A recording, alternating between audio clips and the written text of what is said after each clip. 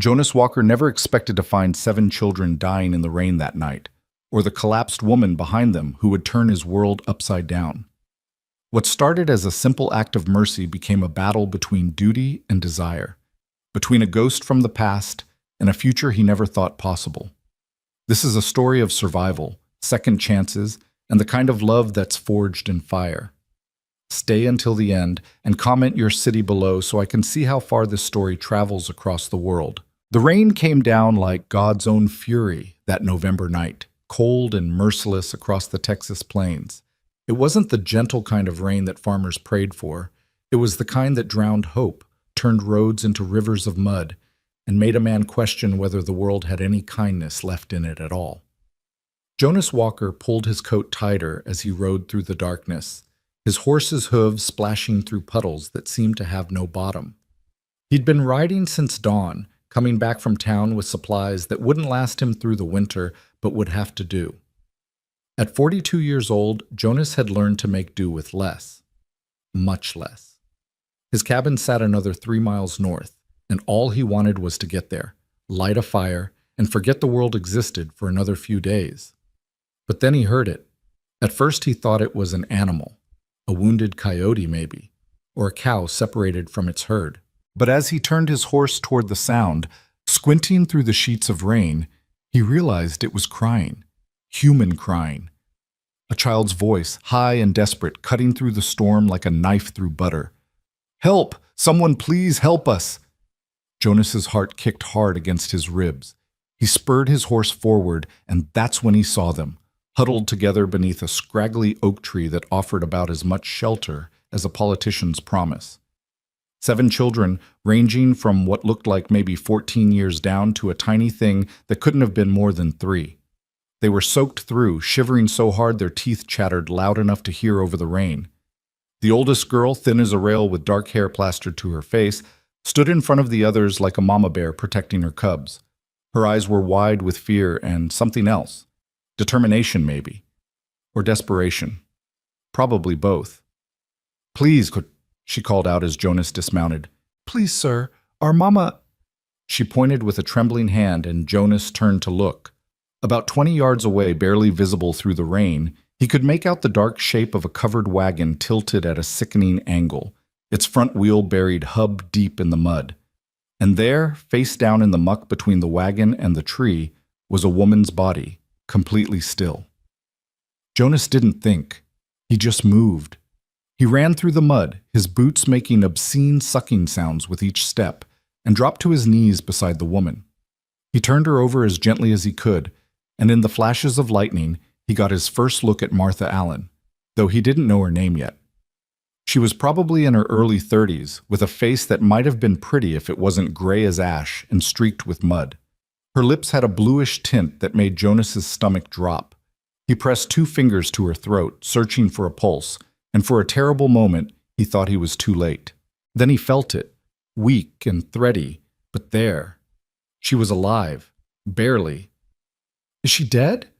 The oldest girl had followed him, the 6 other children trailing behind her like ducklings. "Please, mister, tell me she ain't dead." "She's alive," Jonas said, hooking his arms under the woman's shoulders. "But she won't be for long if we don't get her warm. How long has she been like this?" "I don't know. An hour, maybe? The wagon broke and Mama was trying to fix it, but then she just fell down." Jonas lifted Martha into his arms. She weighed next to nothing, all bones and exhaustion. Her head lolled against his shoulder, and he could feel her shallow breathing against his neck. "My cabin's about 3 miles north," he said, looking at the oldest girl.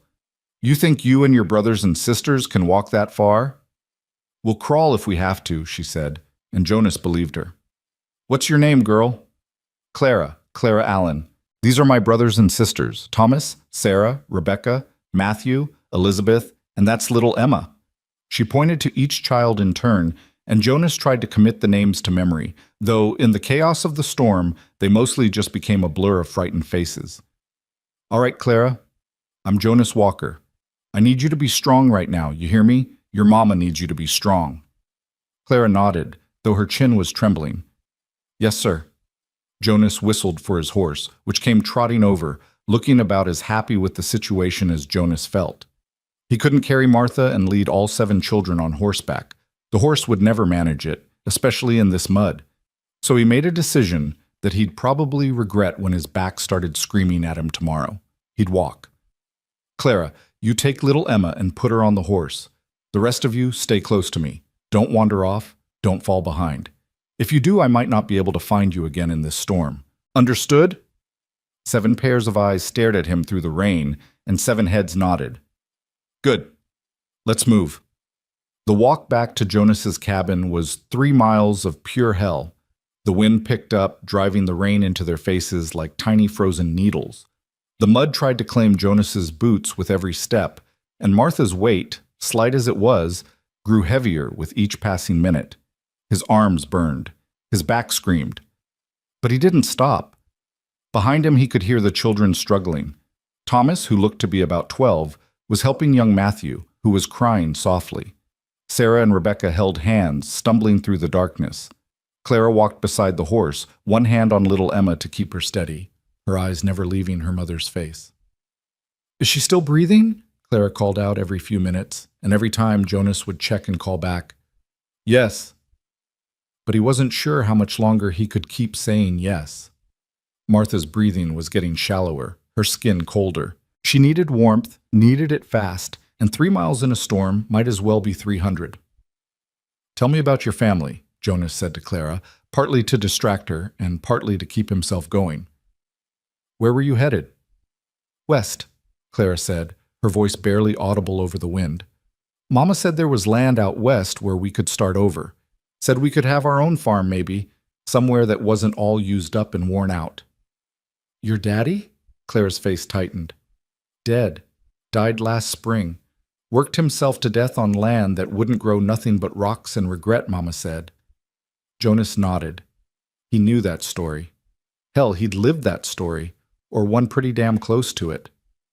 Mama tried to keep the farm going, Clara continued, but the bank wanted money we didn't have.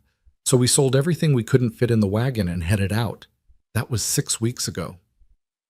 6 weeks on the road with 7 children and no man to help. Jonas felt a reluctant admiration for the woman in his arms. She had spine, he'd give her that. We're almost there, he lied.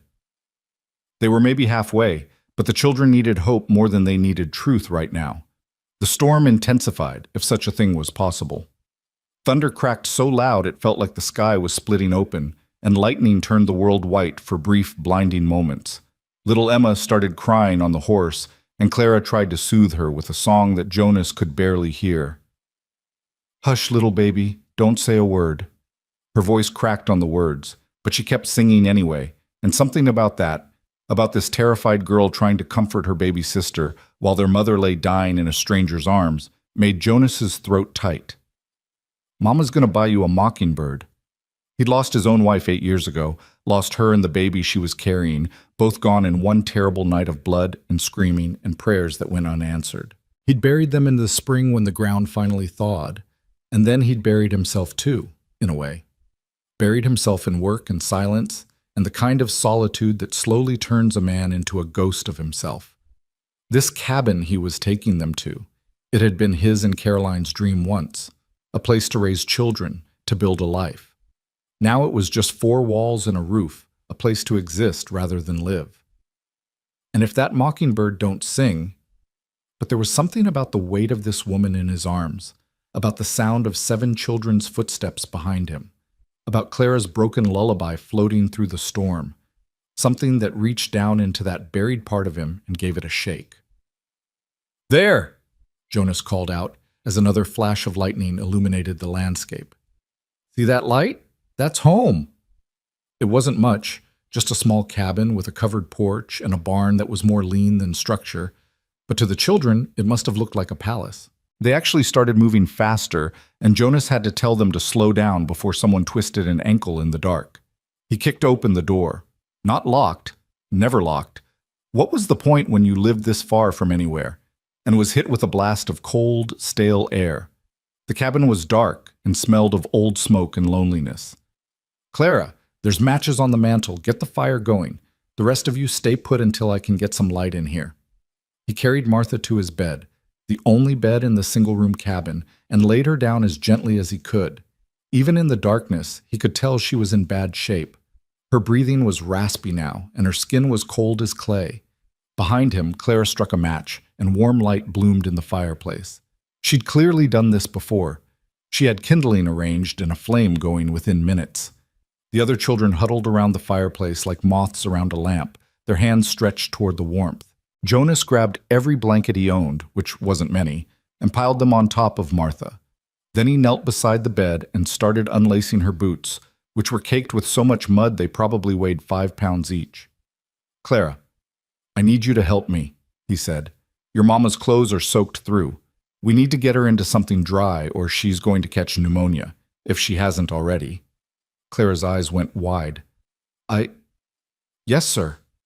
Between the two of them, they managed to get Martha out of her wet dress and into one of Jonas's old shirts, which hung on her like a tent. It wasn't modest and it wasn't proper, but it was dry, and right now that was all that mattered. They piled the blankets back on top of her, and Jonas added his own coat to the pile for good measure. "Will she be all right?" Clara whispered, staring at her mother's pale face. Jonas wanted to say yes. He wanted to tell this brave girl that everything would be fine, that her mother would wake up in the morning good as new, but he'd learned a long time ago that pretty lies were more cruel than ugly truths. "I don't know," he said quietly, "but she's breathing and she's out of the rain. That's something." Clara nodded, blinking back tears. "Thank you for helping us. You didn't have to." "Yes, I did," Jonas said, and he meant it. He stood up and looked at the 6 other children still clustered around the fireplace. They were all staring at him with a mixture of hope and fear, waiting to see what would happen next. The youngest one, Emma, he reminded himself, was sucking her thumb and looked about 2 seconds away from falling asleep where she stood. "All right," Jonas said, trying to sound more confident than he felt. "First things first. You all need to get out of those wet clothes before you catch your death. I don't have much in the way of children's clothing, but I've got some old shirts and such that'll do for tonight." He rummaged through his chest and pulled out every piece of spare clothing he owned. Old work shirts, a few pairs of long underwear that had seen better days, some socks with holes in them. It wasn't much, but it was dry, and right now, dry was worth more than gold. While the children changed behind a blanket Clara strung up for privacy, Jonas assessed his supplies. He had maybe 2 weeks' worth of food for one man, which meant he had about 2 days' worth of food for 9 people. He had a ham hanging in the cellar that he'd been saving for Christmas, some cornmeal, a bag of beans, and a few precious jars of preserved vegetables from last summer. It would have to be enough. By the time the children emerged from behind the blanket, looking like a ragtag army of scarecrows in their oversized clothing, Jonas had a pot of water boiling over the fire and was dumping in beans and cornmeal to make a kind of porridge. "It ain't much," he said, "but it's hot, and it'll fill your bellies." The children fell on the food like wolves, and Jonas realized they probably hadn't eaten a decent meal in days, maybe weeks. He watched them eat, these 7 souls who dropped into his life like stones into a still pond, sending ripples through his carefully maintained solitude. Martha Allen hadn't moved, hadn't made a sound. Her breathing was still shallow, still raspy, and her face was still gray. Jonas knelt beside the bed and pressed his hand to her forehead. She was cold, too cold. He needed to warm her up, needed to get her core temperature back to normal, but how? The answer came to him, uncomfortable as it was. Body heat. It was the fastest way to warm someone suffering from exposure. "Clara," he called softly. The girl came over immediately, her eyes questioning. "I need you to lie down next to your mama, help warm her up. Can you do that?" "Yes, sir." Clara climbed onto the bed without hesitation and pressed close to her mother, wrapping her thin arms around her. "She's so cold." "I know, but you're going to help warm her, you and your brothers and sisters." One by one, he had the children climb onto the bed, arranging them around and on top of their mother like a blanket of small bodies. It was crowded and awkward, but within minutes he could see color starting to return to Martha's face. Jonas pulled his only chair over beside the bed and sat down, suddenly aware of how exhausted he was. His arms ached from carrying Martha, his back was one solid knot of pain, and his wet clothes were starting to make him shiver. But he couldn't rest. Not yet. Not until he was sure she was going to make it through the night. "Mr. Jonas?" It was Thomas, the 12-year-old, looking at him with solemn eyes. "Are you going to send us away?" "What?" "In the morning. Are you going to send us away? I know we're a burden. Mama always said we shouldn't be a burden to nobody." Jonas looked at this boy who was trying so hard to be a man, trying to protect his family, even though he was just a child himself. He thought about the easy answer, the safe answer. He could say yes, tell them they'd have to move on as soon as Martha was well enough to travel, keep his distance, keep his life simple and uncomplicated. But when he opened his mouth, different words came out. "No," Jonas said. "No, son, I'm not going to send you away. Not until your mama's well and you've got somewhere safe to go. You hear me?" Thomas's face crumpled with relief, and he nodded, not trusting himself to speak. Jonas stood up and added more wood to the fire, then hung the children's wet clothes on a line he strung across the room. The cabin was filling with steam and smoke and the smell of drying wool, but it was warm now, blessedly warm. He looked around at his cabin, his sanctuary, his isolation chamber, his self-imposed prison. The floor was covered with muddy footprints. The bed was full of sleeping children. The air was loud with breathing and snoring and the occasional whimper from someone having a bad dream. It was chaos. It was mess. It was the most alive his cabin had felt in 8 years. Jonas sank back into his chair and watched Martha Allen's chest rise and fall, rise and fall. Outside, the storm raged on, but inside, 7 children slept safe and warm, curled around their mother like petals around the center of a flower. "Don't you die on them," Jonas whispered to the unconscious woman. "Don't you dare die on them. They need you." And then, so quietly, he almost didn't hear himself say it. "And maybe I need you too." The fire crackled, the rain hammered on the roof. And Jonas Walker, who had spent 8 years learning how to be alone, suddenly found himself surrounded by life. He didn't sleep that night. Every hour he checked Martha's breathing, felt her forehead, adjusted the blankets. Gradually, her color improved. Her breathing deepened. Her skin grew warmer. By the time the first gray light of dawn started seeping through the window, Jonas allowed himself to believe she might actually survive. Clara woke first, her eyes flying open and immediately seeking her mother's face. "She's still with us," Jonas said softly, and Clara's whole body sagged with relief.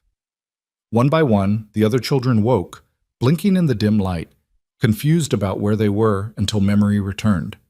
Martha Allen remained unconscious, but her breathing was steady now, and the terrible gray pallor had left her face. Jonas made more of the cornmeal porridge, this time adding some precious salt and a bit of the preserved ham. The children ate quietly, stealing glances at their mother, at Jonas, at the strange cabin that had become their refuge. "What happens now?" Clara asked, and it was a fair question. Jonas looked at these 7 children, at their mother lying unconscious in his bed, at the chaos they'd brought into his carefully ordered solitude. He thought about his plans, simple plans, quiet plans, plans that involved no one but himself. And then he thought about Martha Allen collapsing in the mud, about 7 children shivering in the rain, about how easily they all could have died if he'd taken a different road home, if he'd been an hour later, if he'd decided to ignore that cry for help. "Now," Jonas said, looking at Clara's brave, frightened face. "Now we wait for your mama to wake up. And while we wait, we survive. Together." It was a promise he wasn't sure he could keep. But looking at those 7 pairs of eyes watching him with fragile hope, Jonas Walker knew he was going to try. The storm continued outside, but inside the cabin something else was beginning, something that had nothing to do with rain or thunder or the howling wind. Something that would change everything for all of them. If only they'd known then what was coming, what would test them, what would try to tear them apart, what would force each of them to choose between the past they knew and the future they feared. But that morning, in the gray light of dawn, with 7 children fed and warm and their mother breathing steady, Jonas allowed himself to hope. Just a little, just enough. And somewhere deep in her unconscious mind, Martha Allen heard her children's voices and fought to swim back toward them, back toward the light, back toward the stranger who had saved them all. Martha Allen's eyes opened 3 hours after dawn, and the first thing she saw was the rough-hewn beams of an unfamiliar ceiling. For a moment, she lay perfectly still, trying to piece together where she was and how she'd gotten there. The last thing she remembered was the wagon wheel sinking deeper into the mud, the rain coming down in sheets, and the terrible realization that she couldn't fix it alone. She remembered trying to unhitch the horse, her hands slipping on the wet leather, her vision swimming, and then nothing. "Mama?"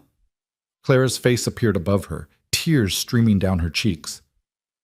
"Mama, you're awake! Oh, thank God, you're awake!" "Clara." Martha's voice came out as barely a whisper, her throat raw. "Where—" "You're safe, Mama. We're all safe. This man, Mr. Jonas, he found us in the storm. He brought us here." Martha turned her head and saw a stranger standing by the fireplace, a tall man with a weathered face and eyes that held shadows of old pain. He was watching her with an expression she couldn't quite read, concern mixed with something else. Wariness, maybe. "My children," Martha said, trying to sit up. The room spun violently, and she fell back against the pillow with a gasp. "Easy now," Jonas said, moving closer but keeping his distance. "You've been unconscious for near about 12 hours.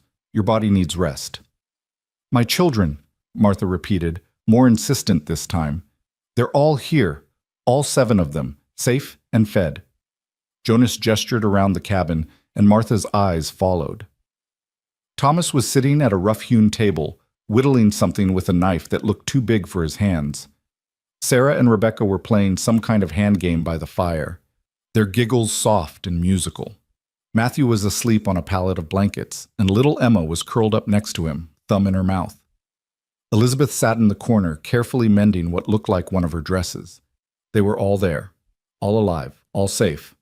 The relief that washed over Martha was so powerful it made her dizzy. "Thank you," she whispered, looking at the stranger who had saved them. "Thank you, Mr. Jonas Walker, and you don't need to thank me.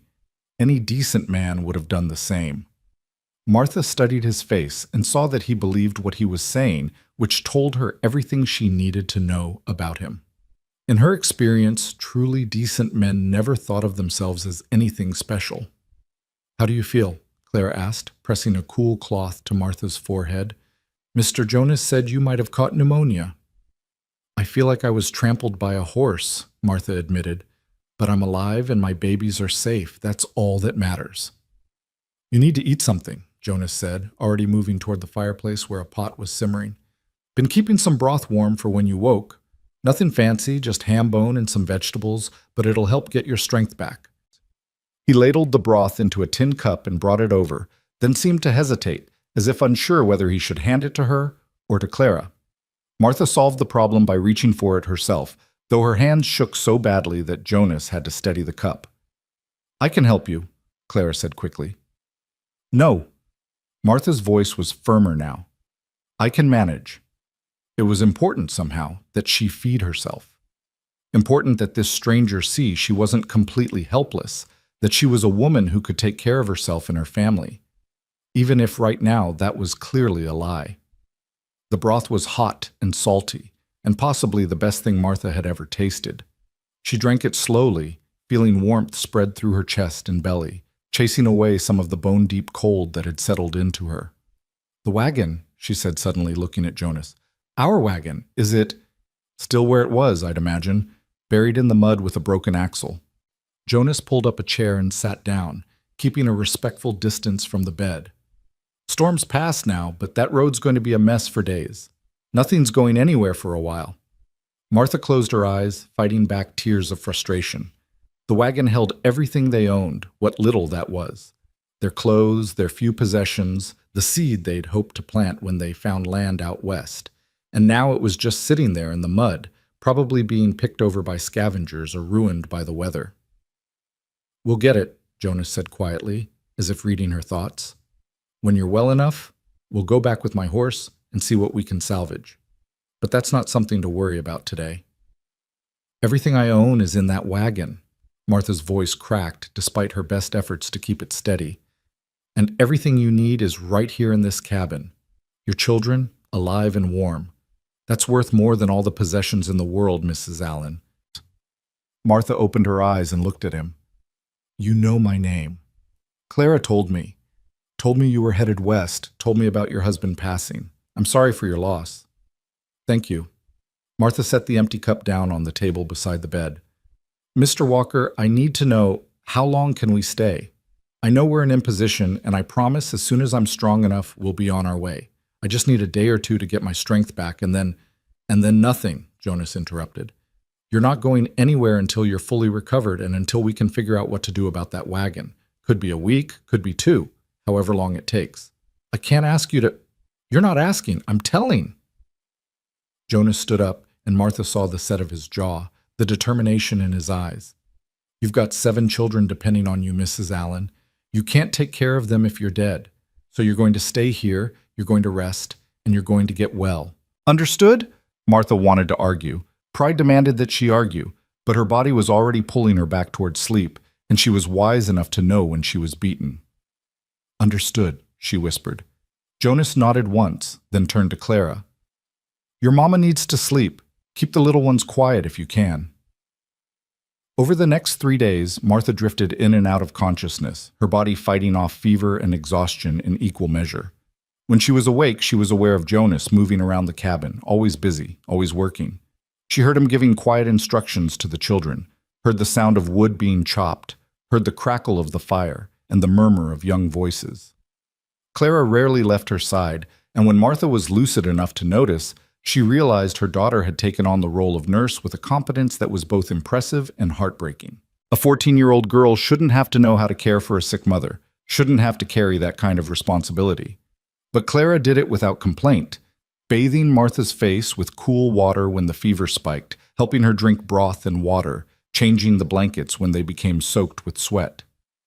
You're so strong, Martha whispered to her daughter during one of her more lucid moments. When did you get so strong?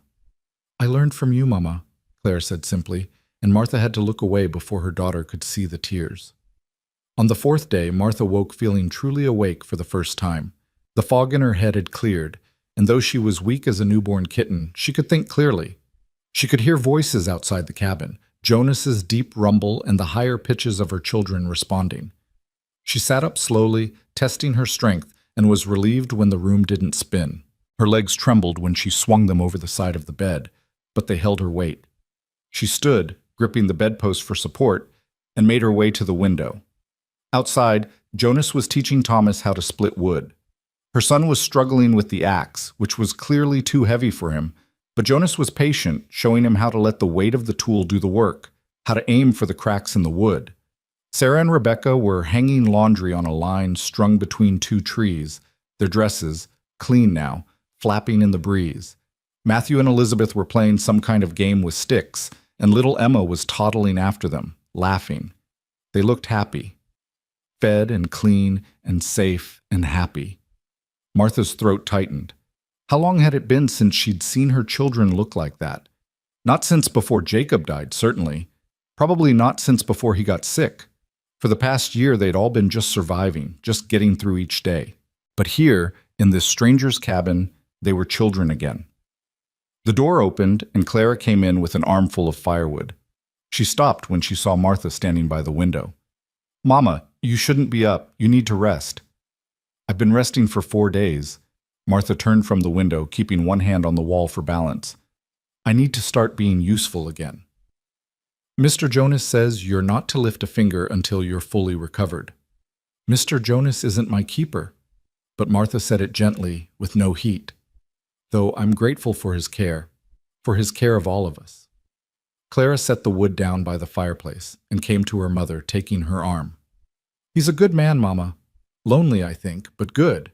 He doesn't talk much about himself, but I can tell he's carrying some kind of hurt.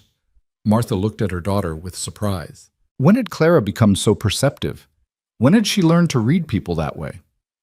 This was his wife's dress, Clara continued, touching the fabric of the simple cotton dress Martha was wearing. He didn't say so, but I saw the way he looked at it when he gave it to me to help you into, like it hurt him to see it again. His wife. Dead, I think. There are no women's things here except for a few dresses in that trunk by the wall, and there's a marker out past the barn. I saw it when I was gathering eggs this morning. 2 markers, actually, one big and one small. His wife and child, then. Martha's heart ached for him. She knew what it was to lose a spouse, but to lose a child too? She couldn't imagine surviving that kind of grief. The door opened again, and Jonas came in, followed by Thomas, who was red-faced and sweating but grinning with pride. "Split a whole cord of wood," Thomas announced. "Mr. Jonas says I'm a natural." I said you're getting better," Jonas corrected, but there was a hint of a smile on his face. Then he saw Martha standing by the window, and the smile faded. "You shouldn't be up." "So I've been told." Martha lifted her chin. "But I'm feeling much better, and I need to start earning my keep." "You don't need to earn anything. You're a guest here." "A guest who's been imposing on your hospitality for 4 days now." Martha moved carefully toward the table, still using the wall for support. "I'm not an invalid, Mr. Walker, and I'm not comfortable being a burden." Jonas's jaw tightened. "You're not a burden? 7 children and a sick woman taking over your cabin?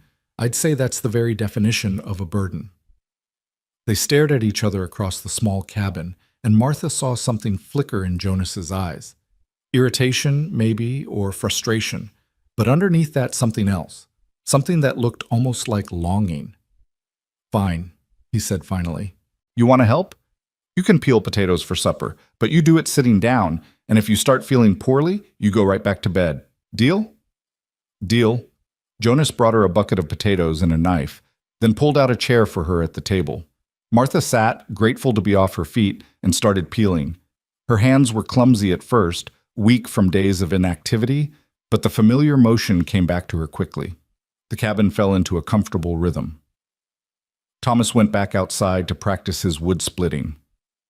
Clara started preparing the evening meal, moving around the small kitchen area with efficiency.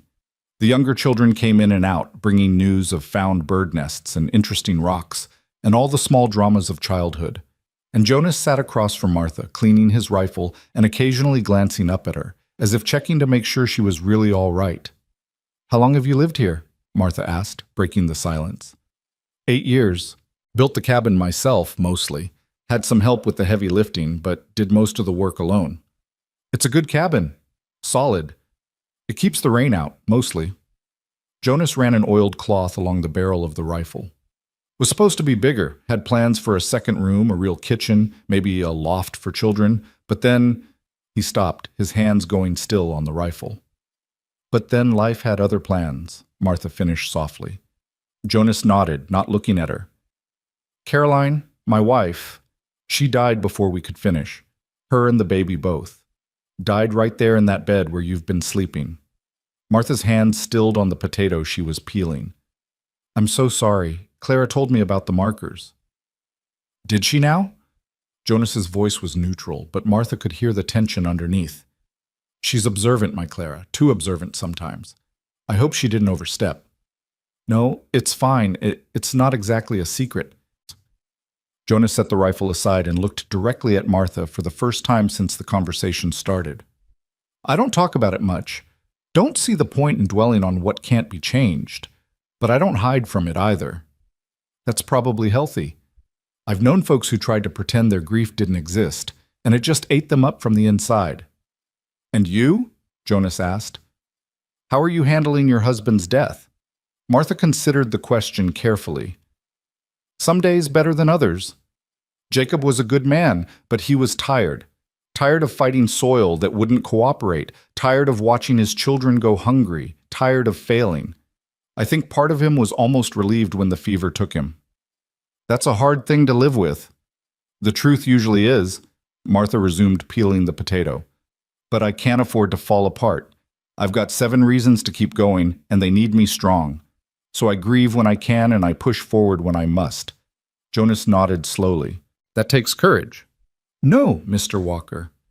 Courage is taking in a family of strangers during a storm when you barely have enough supplies for yourself. Courage is sharing your bed and your food and your home with people who have nothing to offer you in return. That's courage." Jonas looked uncomfortable with the praise. "I did what anyone would do." "We both know that's not true. I've met plenty of people who would have ridden right past us, plenty who would have told themselves it wasn't their problem." "Then you've met some sorry excuses for human beings." Martha smiled despite herself. "Maybe so, but that makes the good ones all the more precious. Clara interrupted them by setting a pot of beans on the table with more force than necessary. Mr. Jonas, we're almost out of cornmeal, and the salt's getting low. I know, was planning to make a trip to town in a few days, weather permitting. Town? Martha sat up straighter. How far? 2 days' ride there and back. Maybe 3, if the roads are still bad. That's a long way. Jonas shrugged. It's the only town within 50 miles. You get used to the distance out here. Martha did some quick calculations in her head. 2 days without Jonas here meant she'd need to be strong enough to care for the children and manage the cabin alone. She'd need to be able to split wood, cook meals, handle any emergencies that might arise. 4 days ago, she'd been barely conscious. Now she was sitting upright and peeling potatoes, but she was a long way from being back to full strength. When are you planning to go? She asked. End of the week, probably. Gives you a few more days to recover. I'll be fine by then, Martha said, with more confidence than she felt. Jonas gave her a look that said he didn't believe her, but he didn't argue. Instead, he stood up and stretched. I'm going to check on the animals. Clara, keep an eye on your mama. Make sure she doesn't overdo it. After he left, Clara sat down next to Martha. He worries about you. He worries about everyone. That's just his nature. No, Mama, he worries about you specifically. I see the way he looks at you when you're not paying attention. Martha felt heat rise in her cheeks. Clara Allen, that's enough of that kind of talk. The man is just being kind to strangers in need. But later that night, as Martha lay in Jonas's bed listening to her children breathe softly around her, she found herself thinking about Clara's words, about the way Jonas had looked at her when he'd carried her through the storm, about the gentleness in his hands when he'd checked her fever, about the protective edge in his voice when he'd told her she needed to rest.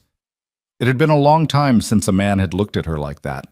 Jacob had loved her, she knew, but toward the end he'd been too tired and broken to show it much. And before Jacob, well, she'd been so young when they married that she barely remembered what it was like to be courted, to be seen as something other than a wife and mother. Stop it, she told herself firmly. The man saved your life and gave you shelter. Don't go reading things into simple kindness that aren't there. But as she drifted off to sleep, she found herself hoping that maybe, just maybe, it was more than simple kindness. Because there was something about Jonas Walker that made her feel safe in a way she hadn't felt in years. Something that made her think that maybe the future didn't have to be just about surviving. Maybe it could be about living, too. The next morning, Martha woke to find Jonas already gone and Clara making breakfast. When Jonas finally came back inside, his arms full of firewood, Martha was sitting at the table helping Elizabeth practice her letters. Morning, Jonas said, setting the wood down. You're looking better. I feel better. And it was true. The weakness was still there, but it was fading. She could feel her strength coming back bit by bit. Good, because I need to ride out to check on that wagon of yours today. See what shape it's in, what can be salvaged. Thought maybe Thomas could come with me, if you're comfortable with that.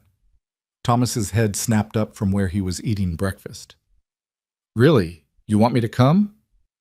Could use an extra pair of hands, but only if your mama says it's all right. Thomas looked at Martha with such hope in his eyes that she couldn't possibly say no, even though the thought of her son being gone all day made her anxious. Of course you can go. Just promise me you'll be careful and do everything Mr. Jonas tells you. I promise, thank you, Mama. After they left, Martha found herself at loose ends. Clara had the housework well in hand, and the younger children were content playing quietly. Martha tried to rest like Jonas had instructed, but restlessness drove her to her feet. She needed to do something, needed to be useful. She started by organizing the cabin, which clearly hadn't seen a woman's touch in years. She found a broom and swept the floor, then washed the windows with water and a rag. She reorganized the pantry, taking stock of what supplies they had and what they'd need from town. She mended a tear in one of Jonas's shirts that had been hanging on a nail by the door. Clara watched her with worried eyes, but didn't try to stop her. They both knew that Martha needed this, needed to feel like she was contributing, like she wasn't just another mouth to feed. When Jonas and Thomas returned as the sun was setting, they brought news both good and bad. The wagon was repairable, but it would take time and materials Jonas didn't have. They'd managed to salvage most of the family's possessions, which Jonas had loaded onto his horse and into a small handcart he'd brought along. The bad news, Jonas said, setting down a heavy trunk, is that about half your supplies got ruined by the rain. Flour's all soggy, sugar's dissolved, most of the fabric's rotted. The good news is that your seed packets were in a tin and stayed dry, and most of your clothes are salvageable. Martha nodded, trying not to show her disappointment. She'd expected as much, but it still hurt to lose what little they'd had. I can fix the wagon, Jonas continued, but it'll take maybe a week of work, and I'll need to go to town for an axle and some other parts. Which means you and the children will be here a while longer, if that's all right with you. Martha looked around the cabin, at her children who had already started treating it like home, at Jonas, who was watching her with those careful, guarded eyes. "It's more than all right," she said quietly. "As long as you're sure you want us here." Something flickered across Jonas's face, too quick to read. "I'm sure." That night, they had their first real family meal together. Jonas had shot a deer the day before, and Clara had made a stew with the meat and vegetables from Jonas's root cellar. They all crowded around the small table. Jonas and Martha and 7 children, passing bowls and talking over each other in the way of large families. Jonas sat at the head of the table, and Martha found herself watching him as he listened to Thomas describe every detail of their wagon recovery expedition. The way Jonas's eyes crinkled when Matthew made a joke. The way he patiently cut up Emma's meat into small pieces without being asked. The way he praised Rebecca when she managed to drink her entire cup of milk without spilling.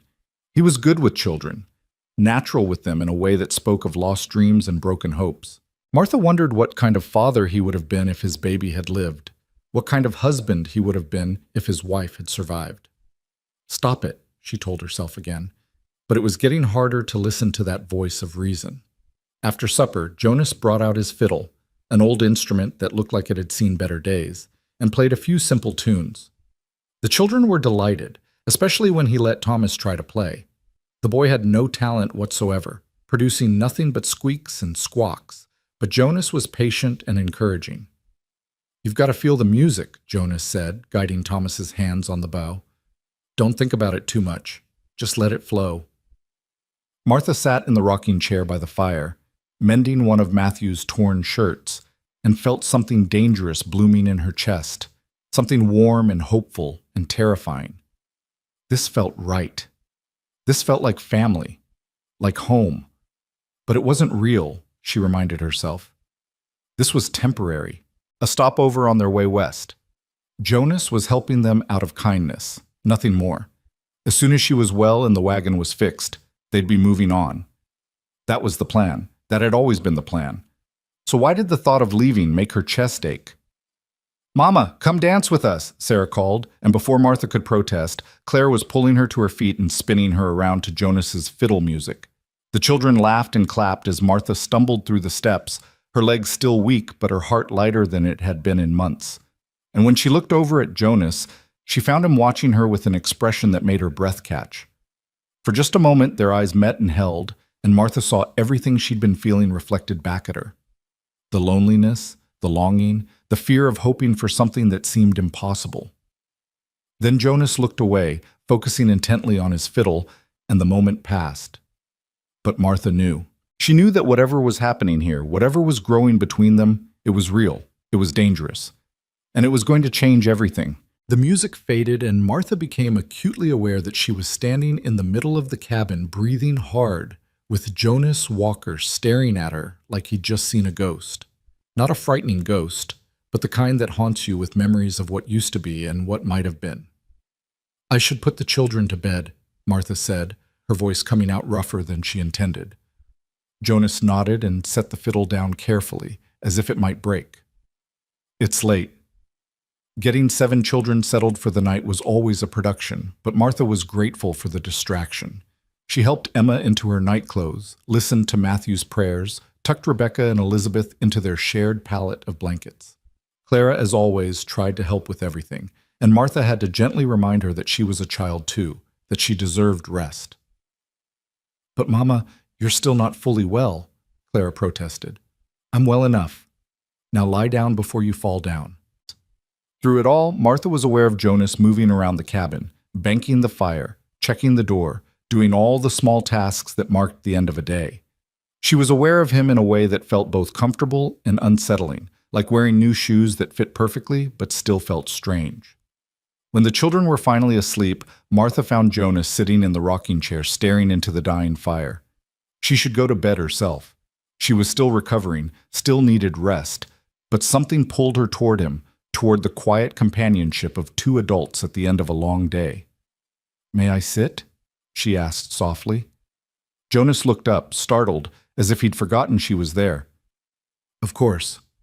It's your home as much as mine right now." Martha pulled up the other chair and sat down with a sigh. Her legs were trembling from the dancing, but it was a good kind of tired, the kind that came from living instead of just surviving. They sat in silence for a while, watching the embers glow and fade. Outside, a coyote howled in the distance, and the wind whispered through the eaves. "You didn't have to do that," Jonas said finally. "All the cleaning and organizing today? You should have been resting." I needed to feel useful, needed to do something besides lie in bed feeling like a burden. "You keep saying that word, burden, like it's something you need to apologize for." "Don't I?" Martha looked at him. "You saved our lives, Mr. Walker. You took us into your home when you didn't have to, fed us when you barely had enough for yourself. And all I've done is take up your bed and eat your food and turn your peaceful cabin into chaos." Jonas was quiet for a long moment. When he finally spoke, his voice was rough. "This cabin hasn't been peaceful. It's been silent. There's a difference." Martha didn't know what to say to that, so she said nothing. "After Caroline died," Jonas continued, still staring into the fire, "I thought silence was what I wanted. Thought if I could just be alone, if I could just not have to see reminders of what I'd lost everywhere I looked, I'd be all right. So I stayed here, worked the land, kept to myself, and for a while I convinced myself it was enough. But it wasn't. No, it wasn't." He finally looked at her, and Martha saw raw honesty in his eyes. "These past few days, with your children running around, with voices and laughter filling this place, it's been hard, real hard, because it reminds me of everything I lost. But it also reminds me that I'm still alive, that life is still happening, whether I want it to or not." Martha's throat tightened. "I'm sorry, we've brought pain as well as chaos." "No," Jonas shook his head firmly. "You've brought life, and that's something I didn't realize I was missing until it was here in front of me." They looked at each other across the small space between their chairs, and Martha felt that dangerous warmth spreading through her chest again. This wasn't just gratitude she was feeling, this was something more, something deeper, something that terrified her. "I should get some sleep," she said, standing up quickly. "Tomorrow's another day." Jonas stood as well. "Martha, Mrs. Allen, I hope I didn't speak out of turn." "You didn't. You spoke honestly. That's nothing to apologize for." She managed a smile. "Good night, Mr. Walker." "Good night." But as Martha lay in Jonas's bed that night, surrounded by her sleeping children, she couldn't stop thinking about his words, about the loneliness in his voice when he talked about silence, about the way he'd looked at her, like she was water, and he'd been dying of thirst. She'd known loss too. Known what it was to wake up each morning and have to convince yourself that getting out of bed was worth the effort. After Jacob died, she'd wanted to just stop. Stop fighting, stop struggling, stop carrying the weight of 7 lives on her shoulders. But her children needed her, so she'd kept going. One foot in front of the other, one day at a time. But here, in this cabin, with this man who understood grief in ways most people never would, Martha felt something she hadn't felt since before Jacob got sick. She felt hope. Not just hope for survival, but hope for something more. Hope for a future that included joy instead of just endurance. The question was, did she have the courage to reach for it? Morning came too soon, bringing with it the reality of work that needed doing. Jonas left early to start repairing the wagon, taking Thomas with him again. The boy was thriving under Jonas's attention, growing more confident each day. Martha watched them go, seeing how Thomas stood a little straighter, walked a little taller when he was with Jonas. Her son needed that, needed a man to show him how to be a man. Jacob had tried, but illness had robbed him of the strength and patience required. And Martha, for all her efforts, couldn't teach Thomas the things a father should teach a son. "Mama, the bread's burning!" Clara's shout jerked Martha back to the present. She rushed to the oven and pulled out the loaf, which was only slightly more charred than she'd intended. Sorry, I was wool gathering. Clara gave her a knowing look. Thinking about Mr. Jonas? Clara! Well, you were. I can tell by the way your face gets all soft when you look at him. Martha felt heat rise in her cheeks.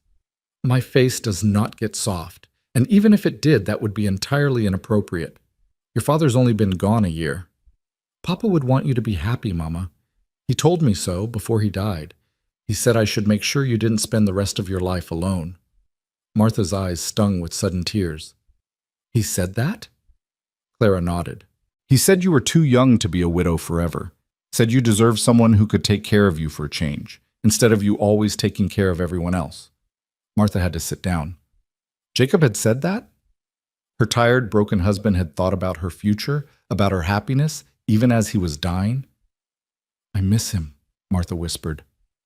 I miss him so much sometimes it feels like I can't breathe. Clara wrapped her arms around her mother. I know, I miss him too, but Mama, missing Papa doesn't mean you can't be happy again, doesn't mean you can't care about someone else. It's too soon. People would talk. Let them talk. We're going west, remember? We'll never see those people again anyway. Martha laughed despite herself. When did you get so wise? I learned from the best. The days developed a rhythm. Jonas worked on the wagon while Martha grew stronger, taking over more of the household duties. She cooked and cleaned, mended clothes, and told stories to the younger children. Clara helped with everything, but Martha insisted she take time to just be a girl too, to play with her sisters instead of always working. Thomas came back from his days with Jonas full of new knowledge, how to set a trap, how to read animal tracks, how to judge the weather by the clouds.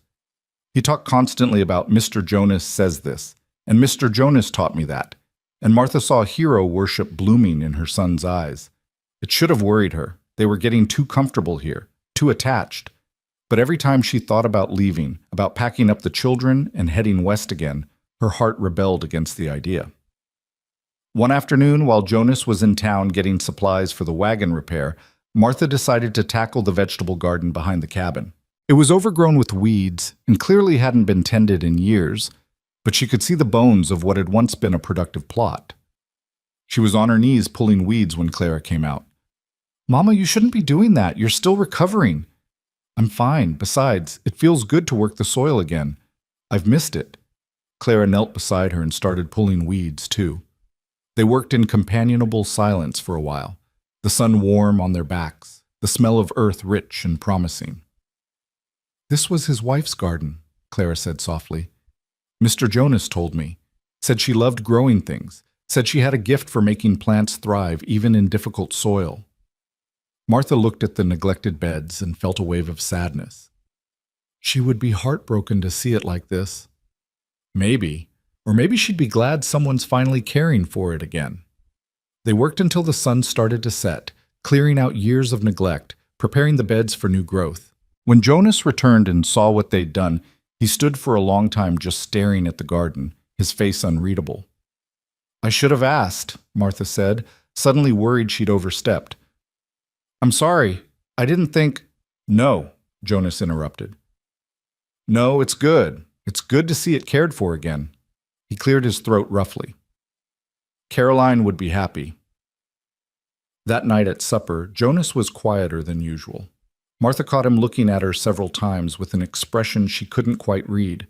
After the children were in bed, he asked if she'd sit with him again by the fire. I need to tell you something, he said once they were settled, about why I really brought you here. Martha's stomach clenched. All right. When I found you collapsed in the mud, when I saw those 7 children about to lose their mother, something in me just broke. Or maybe it healed, I don't know. But I couldn't leave you there, couldn't ride away and pretend I hadn't seen. Not because I'm a good man, but because I'm a selfish one. Jonas, I don't understand. He turned to look at her fully. I brought you here because I needed you here. Needed the noise and the chaos and the life you brought with you. I told myself it was about helping you, about being decent. But the truth is I was helping myself. I was filling this cabin with something besides ghosts. Martha's heart was pounding. That doesn't make you selfish. That makes you human. Does it? Jonas's laugh was bitter. Because the really selfish part is that now that you're here, now that I've had a taste of what life could be like again, I don't want you to leave. I want you to stay. You and all 7 of your children. I want to fix that wagon and then convince you not to use it. I want to wake up every morning to the sound of children laughing and go to bed every night knowing this cabin is full of life instead of silence. Martha couldn't breathe, couldn't think. He was saying everything she'd been feeling but hadn't dared to voice. But that's not fair to you, Jonas continued. You came here by accident, by necessity. You have plans, dreams of going west and starting over. I have no right to ask you to give that up. No right to want what I want. And what do you want? Martha's voice came out as barely a whisper. Jonas looked at her with such naked longing that Martha felt it in her bones. I want what I can't have. A second chance at the life I lost. A family. A future. You. The word hung in the air between them, heavy with possibility and danger and hope. Jonas. Don't answer now. Don't say anything you might regret. I just needed you to know. Needed to be honest about why I've been so insistent that you stay. Why I keep finding excuses to delay the wagon repairs. It's not just kindness, Martha. It's selfishness wrapped up in a pretty bow. Martha stood up on shaking legs. Her mind was racing, her heart pounding, every instinct warring with every other. Part of her wanted to run, to grab her children and leave before this got any more complicated. But a larger part wanted to stay, wanted to see where this could lead, wanted to be selfish too. I need to think, she said finally. I need time to think. Take all the time you need. I'm not going anywhere. But as Martha lay awake that night, she realized that thinking wasn't the problem. She already knew what she wanted. The question was whether she had the courage to take it. The next few days were awkward. Martha and Jonas danced around each other, polite and careful, neither mentioning their conversation. But the tension was there, simmering beneath every interaction, every shared glance, every accidental touch. Thomas noticed. Is something wrong between you and Mr. Jonas? He asked one evening as Martha was helping him with his letters. No, sweetheart. Why would you think that? You're both acting funny, all polite and distant-like. Before you were friends, now you're like strangers. Out of the mouths of children, Martha sighed and set down the slate.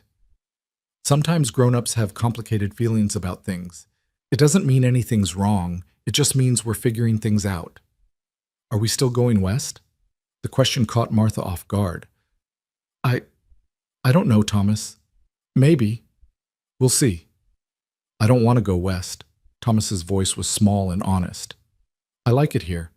Mr. Jonas is teaching me things, important things. And we have a real home here, Mama. I don't want to live in a wagon anymore. Martha pulled her son into her arms. I know, baby. I know. That night she made a decision. She waited until the children were asleep, then went to where Jonas was sitting on the porch, watching the stars. May I join you? He looked up, surprised. Always. Martha sat down beside him, gathering her courage. I've been thinking about what you said, about wanting us to stay. Jonas went very still. And I need to tell you about Jacob, about our marriage, because I think you should know who you're asking to stay. Martha, you don't have to. Yes, I do. She took a deep breath. Jacob was a good man, a kind man, but our marriage wasn't a love match, not at first anyway. I was 17 and pregnant by a boy who ran off when he found out. My father arranged the marriage to save my reputation. Jacob was 10 years older, a widower with no children, and he needed a wife. So we made a deal. Jonas didn't say anything, just listened. Thomas isn't Jacob's son by blood, Martha continued.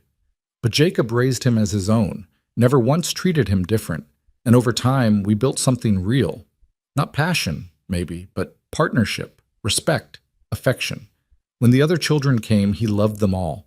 He worked himself to death trying to give us a better life. Why are you telling me this? Martha looked at him. Because I don't want you building some perfect image of me in your head. I'm not a tragic widow who lost her great love. I'm a woman who made the best of a difficult situation, who built a life out of necessity rather than choice. I'm practical and stubborn, and sometimes too proud for my own good. I have 7 children, Jonas. 7 children who will always come first, always be my priority. And I'm telling you all this because if you really want us to stay, you need to know what you're getting into." Jonas was quiet for a long moment. Then he said, "I watched you collapse in the mud and thought you were dead. In that moment, before I found your pulse, I felt something I hadn't felt in 8 years. I felt panic, fear, the kind of desperate terror that comes from caring about someone you might lose, and I didn't even know your name yet." He turned to face her fully. "You think I built some perfect image of you? Martha, I've watched you struggle to walk across the room. I've heard you cry at night when you think no one's listening. I've seen you snap at your children when you're exhausted and overwhelmed. I've watched you be human, flawed, real, and I want you anyway. All of you, all 7 children of you." Martha felt tears streaming down her face. "I'm scared. So am I. What if it doesn't work? What if we try this and it falls apart? My children have already lost one father. I can't put them through that again." "Then we don't fall apart." Jonas reached out and took her hand, the first time he'd deliberately touched her since that night in the storm. "We work at it. We fight for it. We build something strong enough to weather whatever comes." You make it sound simple. It won't be simple. Nothing worth having ever is. But Martha, I've spent 8 years alone in this cabin, and I can tell you with absolute certainty that being alone is worse than any difficulty we might face together. Martha looked down at their joined hands, his rough and scarred from work, hers red and chapped from washing and cooking. They were the hands of survivors, of people who'd been knocked down and gotten back up. Maybe that was enough. Maybe that was everything. "My children need stability," she said slowly. "They need to know that this is real, that you're not going to change your mind in a month or a year when the novelty wears off. I know. And I need time. Time to be sure this is right. Time to let my children adjust. Time to honor Jacob's memory properly. I can give you time, as much as you need." Martha met his eyes. "And I need you to understand that I'm not Caroline. I can't replace what you lost. I don't want you to replace her. I want you to be exactly who you are." They sat in silence, hands still joined, looking out at the star-filled sky. Somewhere in the distance, an owl hooted and the wind carried the scent of approaching autumn. "I think," Martha said slowly, "that I would like to stay. Not forever, not yet, but for a while. Long enough to see if this feeling between us is real or just gratitude and loneliness pretending to be something more." Jonas's hand tightened on hers. "That's all I'm asking. The children need to be part of this decision, especially Clara and Thomas. They're old enough to understand." "Agreed. And we take this slow. No rushing into anything. We figure out how to be friends first, how to be a family, before we think about being anything else." "Whatever you need, Martha. Whatever pace feels right." She laughed softly. "You're being awfully agreeable. Because you're staying. Because you're giving this a chance. I'd agree to just about anything right now." They sat together on that porch until the moon rose high and the temperature dropped enough to drive them inside. And when Martha finally went to bed, surrounded by her sleeping children in Jonas's cabin that was starting to feel like home, she allowed herself to hope. Maybe the storm that had brought them here wasn't an accident. Maybe it was a second chance.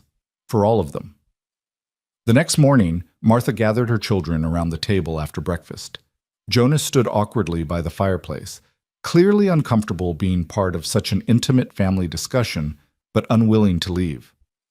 "Children, I need to talk to you about something important," Martha began. "About our plans for going west." 7 pairs of eyes watched her intently. "Mr. Jonas has asked if we might consider staying here instead, making this our home. And I wanted to know what you all think about that." There was a moment of stunned silence, then everyone started talking at once. Martha held up her hand for quiet. "One at a time. Clara, you're oldest. What do you think?" Clara looked at Jonas, then back at her mother. "I think Papa would want us to be safe and happy, and we're both of those things here. So yes, Mama. I think we should stay." Thomas nodded vigorously. "I want to stay. Mr. Jonas is teaching me to be a man, Mama. Real skills, important things. I don't want to leave." One by one, the other children voiced their agreement. Even little Emma, who didn't fully understand what was being discussed, clapped her hands and said, "Stay! Stay!" Martha looked at Jonas, who was watching the scene with undisguised emotion in his eyes. "Then it's settled. We stay." The relief on Jonas's face was almost painful to witness. "You won't regret this. I promise, Martha. I'll take care of all of you. We'll take care of each other," Martha corrected gently. "That's what families do." And there it was, spoken aloud for the first time. Family. Not a widow and her children imposing on a kind stranger, but a family choosing to build something new from the broken pieces of their separate pasts. It took 3 weeks for their new reality to settle in. 3 weeks of learning each other's rhythms and habits, of discovering how to share space and time and the small intimacies of daily life. Jonas finished repairing the wagon, but instead of preparing it for travel west, they used it to haul supplies from town and firewood from the forest. The wagon became a tool of staying rather than leaving, and somehow that felt right. Martha had just finished hanging laundry on the line behind the cabin when she heard the sound of hoofbeats approaching. Visitors were rare this far from town, and something about the deliberate pace of the horse made her stomach tighten with unease. "Clara," she called, keeping her voice steady. "Take the children inside." Clara, who had developed an instinct for her mother's moods, gathered her siblings without question and herded them toward the cabin. Jonas was in the barn working on a new chicken coop, and Martha could see him emerge, wiping his hands on his pants, his body language instantly alert. The rider came into view, and Martha's world tilted sideways. It couldn't be. It wasn't possible. But there he was, gaunt and dusty, older than she remembered but unmistakably, impossibly alive. Jacob Allen sat on a tired-looking horse, a battered lantern swinging from his saddle, staring at her like he'd seen a ghost. "Martha," he said, his voice rough with disuse or emotion, or both. "Thank God. I've been looking everywhere for you." Martha couldn't move, couldn't breathe. This was a dream, a nightmare, some cruel trick her exhausted mind was playing on her. Jacob was dead. She'd watched him die, had held his hand as the fever took him, had buried him in the hard ground behind their old house. "You're dead," she whispered. Jacob dismounted slowly, stiffly, like a man who'd been riding for days. "I know that's what you thought, what everyone thought, but I'm here, Martha. I'm alive." Jonas was beside her now, his presence solid and grounding. "Who are you?" "Jacob Allen, Martha's husband." Jacob's eyes moved between them, and something flickered across his face. Understanding, maybe, or suspicion. "And you are?" "Jonas Walker. I found your wife and children near death in a storm 6 weeks ago. Brought them here." The words hung in the air, heavy with implication. 6 weeks. Long enough for Martha to have built a new life. Long enough for her to have started healing, started hoping, started falling for the man standing beside her. "Martha, I need to explain," Jacob started. "Inside." Martha's voice came out stronger than she felt. "Not out here. The children—" Her voice broke. "The children think you're dead." They moved toward the cabin in a strange, silent procession. Martha's mind was racing, trying to process what was happening, trying to understand how the world could turn upside down twice in the span of 2 months. The children were clustered around Clara when they entered, and the moment Thomas saw Jacob, he made a sound somewhere between a sob and a shout. "Papa?" Then chaos erupted. The children surged forward, crying and laughing and shouting all at once. Jacob dropped to his knees and gathered as many of them as he could into his arms, tears streaming down his weathered face. "My babies," he choked out. "My sweet babies. I've missed you so much." Martha stood frozen, watching her children reunite with the father they'd mourned. She felt Jonas beside her, felt the careful space he was maintaining between them, and wanted to scream at the universe for its cruel timing. Emma, who had been only 2 when Jacob left and barely remembered him, hung back uncertainly, clutching Martha's skirt. Rebecca and Elizabeth were crying but seemed confused, caught between joy and fear. Thomas and Clara clung to their father like they'd never let go. It was Jonas who finally broke through the pandemonium. "Children, why don't you give your father some space? He looks like he could use some food and water." The authority in his voice got through to them, and they reluctantly pulled back. Jacob stood slowly, And Martha could see how thin he was, how exhausted. Whatever he'd been through had aged him beyond his years. "Sit," Jonas said, pulling out a chair at the table. "Martha, I'll get some food ready." But Martha was already moving, years of being a wife overriding her shock. She ladled stew into a bowl, sliced bread, poured water. Her hands were shaking, but she managed. She always managed. Jacob ate like a starving man, which he probably was. The children watched him with a mixture of awe and uncertainty, and Martha realized with a pang that they'd already started to forget him. 6 weeks wasn't long in the grand scheme of things, but to young children, it was an eternity. "How?" Martha finally asked, sitting down across from him. "Jacob, we thought you were dead. I buried you." Jacob set down his spoon and wiped his mouth with the back of his hand. "I know, I was as good as dead, I suppose. The fever had me bad, Martha, real bad. I remember you there beside me, remember holding your hand, and then nothing, just darkness." He paused, gathering his thoughts or his courage. "Turns out I didn't die. I was so close that Doc Henderson thought I was gone, told you I was gone. But I was in what they call a coma, I guess.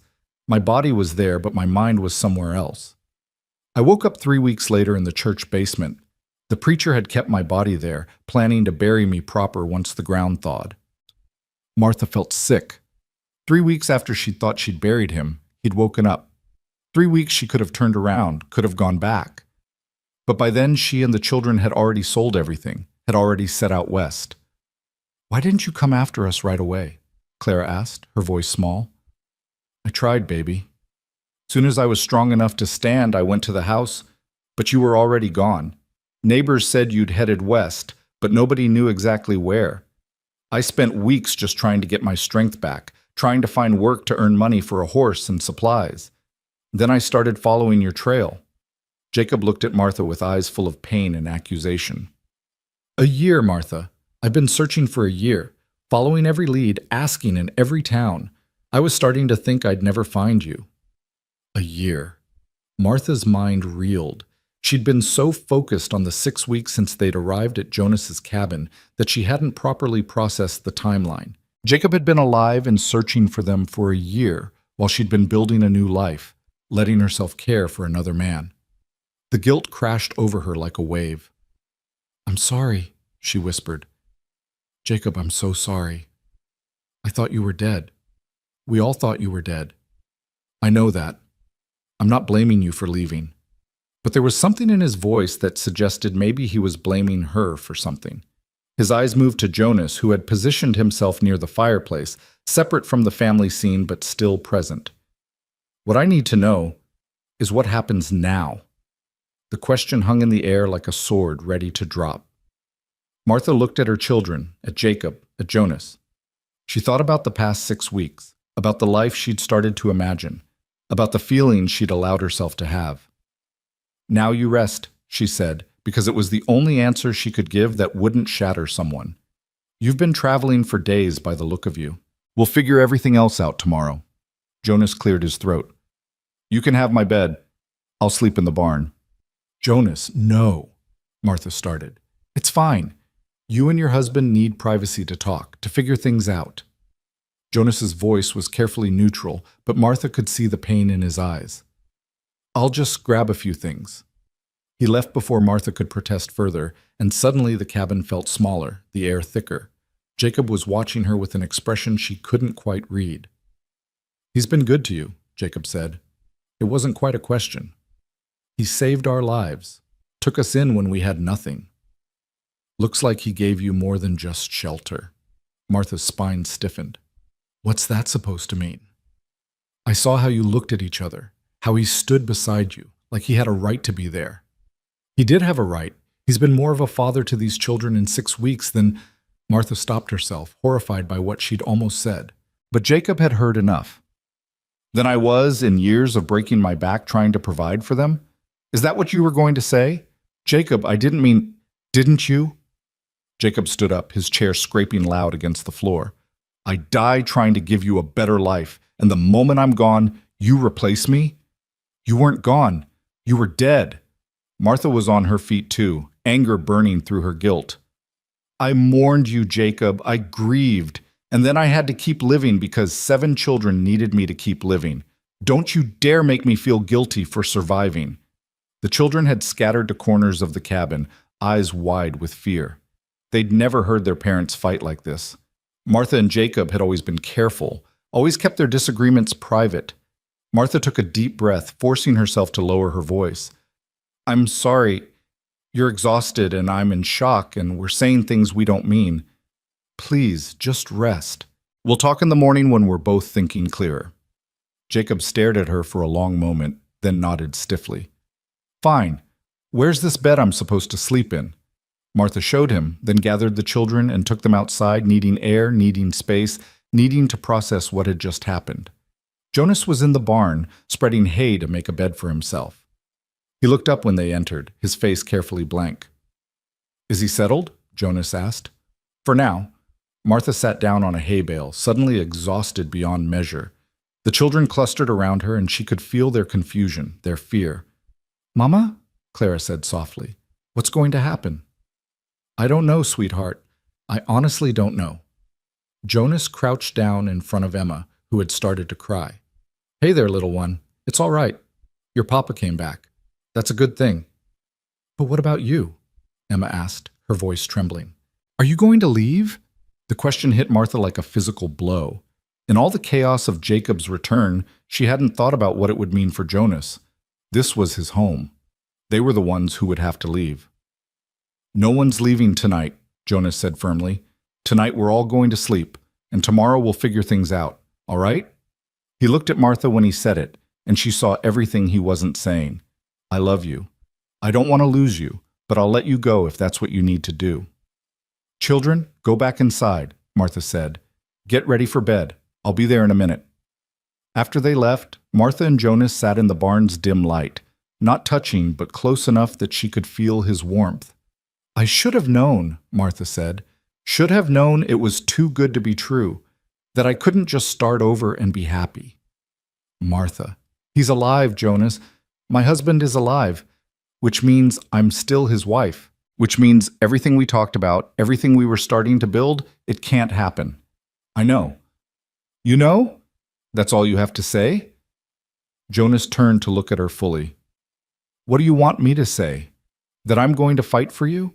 That I'm going to tell your husband he can't have his family back? Martha, I'm a lot of things, but I'm not that kind of man. So you're just going to let us go?" "If that's what needs to happen, yes." Jonas's voice was rough with emotion. "But I'm not going to pretend it won't destroy me. I'm not going to pretend these past 6 weeks haven't been the best of my life since Caroline died. I'm not going to pretend I haven't fallen in love with you and every one of your children." Martha's breath caught. "Jonas? But he's their father. He came back from the dead for them. For you. And I have no right to stand in the way of that, no matter how much I want to." They sat in silence for a long moment, the weight of impossible choices pressing down on both of them. "I don't know what to do," Martha whispered. "I thought I'd grieved him, thought I'd moved on. But seeing him today, seeing how much he's suffered to find us, how can I turn him away?" "You can't. And I'm not asking you to." Jonas stood up and gathered his blankets. "You need to talk to him, Martha. Really talk to him. Figure out what he wants, what you want. What's best for those children. And what about what you want?" Jonas looked at her with such raw pain that Martha felt it in her bones. "What I want doesn't matter. It never did."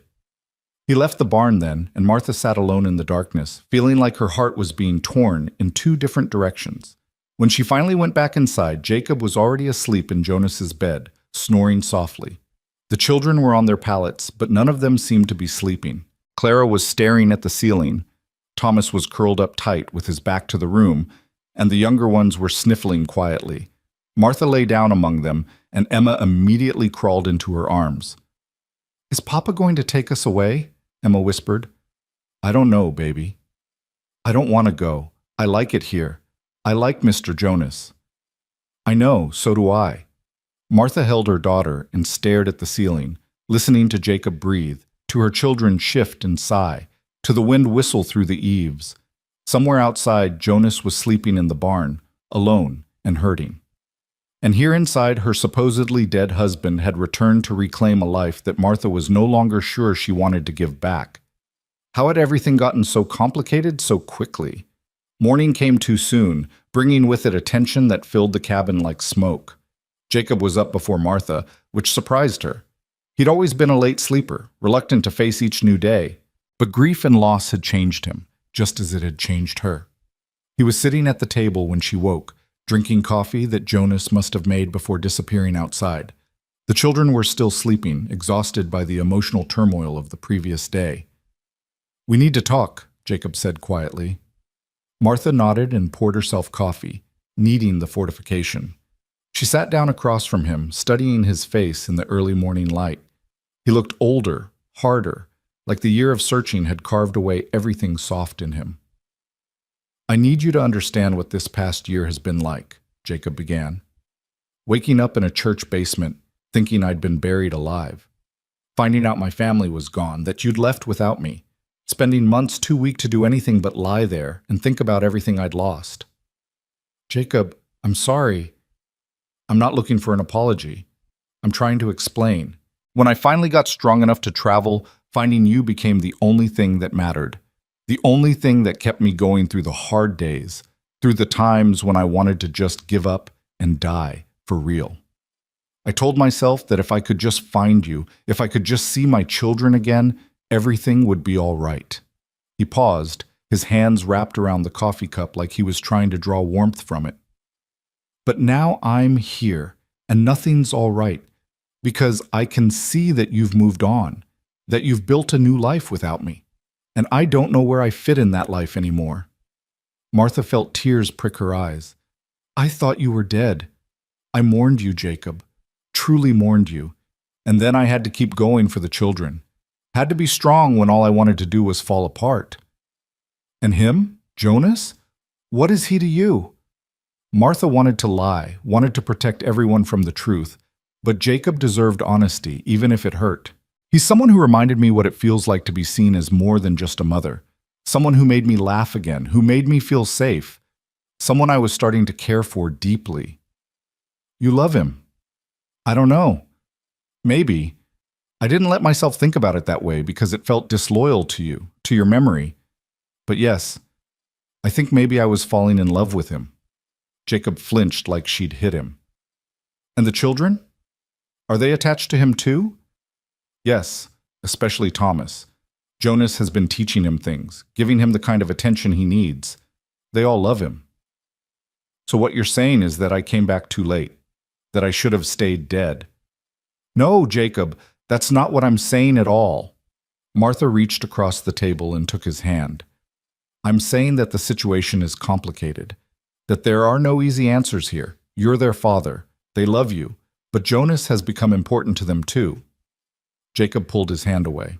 "I've been thinking about it all night, about what's best for everyone, and I think we need to keep moving west, all of us. Start over somewhere new, away from here, away from him." "You want to leave? Today?" "As soon as we can pack up the wagon. I know it's sudden, but Martha, we can't stay here, not with him here. It's not right. You're my wife, they're my children. We need to be a family again, and we can't do that here."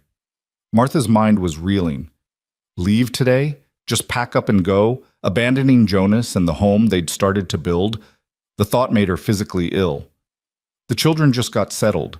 They're happy here, Jacob, safe. Is it really fair to uproot them again so soon? Is it fair to let them get more attached to a man who isn't their father? Martha, every day we stay here is another day they bond with him, another day it gets harder to leave. We need to go now, before it's too late." "Too late for what?" "Too late for us. Too late for our family." Jacob's voice cracked. "I can see it in your eyes, Martha. You don't want to leave. You don't want to come with me. But you have to. You're my wife." The words hung between them, heavy and demanding, and Martha realized he was right. She didn't want to leave, didn't want to pack up the children and head west with a man who felt like a stranger now. But what choice did she have? The cabin door opened and Jonas came in, stomping mud from his boots. He took in the scene, Martha and Jacob at the table, the tension thick enough to cut with a knife, and started to back out. "Don't leave on my account," Jacob said, his voice hard. Martha and I were just discussing our plans. We'll be leaving today, heading west like we originally intended. Jonas's face went blank, carefully neutral, but Martha saw the pain flash through his eyes. I see. Do you? Jacob stood up. Do you see that she's my wife, that those are my children, that we're a family? Do you see that whatever you thought was happening here is over? Jacob, stop, Martha said, standing too. He doesn't deserve that. Doesn't he? He took my wife, stole my children's affections. He saved our lives. Martha's voice rose, and she heard stirring from where the children were sleeping. She forced herself to speak more quietly. Jonas Walker found us dying in the mud and brought us to safety. He fed us, sheltered us, cared for us when we had nothing and no one. He gave freely without expecting anything in return. And you will not speak to him that way in his own home. Jacob stared at her like he didn't recognize her. You've changed. Yes, I have. We all have. Death changes people, Jacob. Real death, or the kind where you're mourned and buried and missed. We're not the same people we were a year ago. The children were awake now, listening with wide eyes. Jonas moved to the door. I'll be in the barn if anyone needs me, he said quietly, and left before Martha could stop him. The rest of the day was a blur of packing and tension. Jacob insisted they prepare to leave at first light the next day, and Martha found herself going through the motions while her heart screamed in protest. The children were subdued, sensing the conflict even if they didn't fully understand it. Clara found Martha in the garden, gathering the last of the vegetables they'd planted. Mama, do we have to go? Martha's hand stilled on a tomato plant. Your father thinks it's best. But what do you think? What do you want? What did she want? Martha looked at the garden she'd restored, at the cabin that had become home, at the barn where Jonas was probably sitting alone and hurting. She wanted to stay, wanted it with a fierceness that terrified her. It doesn't matter what I want, Clara. Your father is alive. He's my husband. We owe him loyalty. But Mama... No, Clara. This conversation is over. That night, Martha lay awake between her sleeping children, listening to Jacob snore in Jonas's bed. Tomorrow they would leave. Tomorrow she would pack up the wagon, gather her children, and head west with a man who used to be her husband, but now felt like a stranger. Tomorrow she would leave behind the man who had shown her what it felt like to be truly seen, truly valued. Tomorrow she would break her own heart. But what choice did she have? Jacob was alive. He was her husband, the children's father.